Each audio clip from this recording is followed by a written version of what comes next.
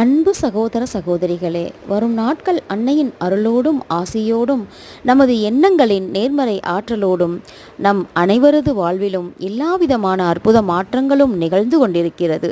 நாம் அனைவரும் மகிழ்ச்சியுடனும் நேர்மறை எண்ணங்களுடனும் வாழ்வில் அனைத்து வளங்களும் நலங்களும் பெற்று சிறப்புடனும் புகழுடனும் வாழ்ந்து கொண்டிருக்கிறோம்.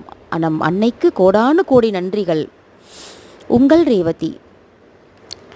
கண்ட நன் உன் தவம் வந்த நன் பூமிக்கு உன் சாபம் நீங்கிடச் செய்திடவே பூமியில் வேறொரு மொழி வரும் செய்தனர் சிவபெருமான் திரு பூஜையினை.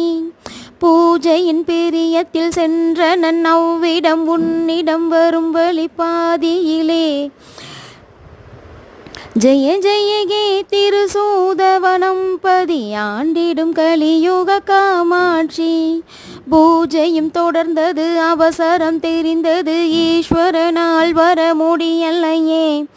காஞ்சிக்கு சென்றிட்டால் வந்துன்னை மணப்பதாய் சொன்ன நன் அசரீரி வாக்கினிலே தவம் செய்த கோலத்தால் அடைந்தனை நற்பெயர் மாவையில் தவ காமாட்சி என்று. ஜெய ஜெய கே திருசோதவனம் பதி ஆண்டிடும் கலியுக காமாட்சி. அசரீரி வாக்கினால் அடைகின்ற நோக்கத்தால் சென்றனை காஞ்சிக்கு இங்கிருந்து. மணல் தன்னில் பித்தனின் உருவத்தை செய்திட்டு வேண்டினை திருமணம் தனை வேண்டி. பங்குனி உத்திரம் நல் திருநாளினில் மணந்து நீ கல்யாண கோலமானாய். ஜெய ஜெய கே திருசோதவனம் பதியாண்டிடும் கலியுக காமாட்சி. சென்றிட்ட வேகத்தால் அக்னியின் வேகத்தை அணைக்காமல் சென்றனை மாங்காட்டில். மக்களும் தவித்தனர், மாக்களும் திணறின, மார்க்கமும் புரியலை யாவருக்கும். நிலங்களும் வறண்டது, பயிர்களும் சுருண்டது, பகுதியும் இருண்டது, வாழ்விழந்து.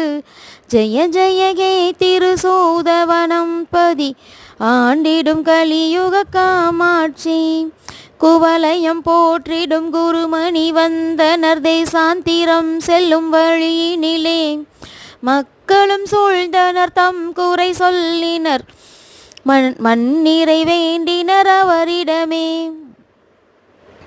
தன் ஞான திருஷ்டியால் உணர்ந்திட்டார், அவர் குறை தீர்த்திட்டார் செயலினால் சங்கரரும். ஜெய ஜெய கே திருசூதவனம் பதி ஆண்டிடும் கலியுக காமாட்சி. அஷ்டகந்தமே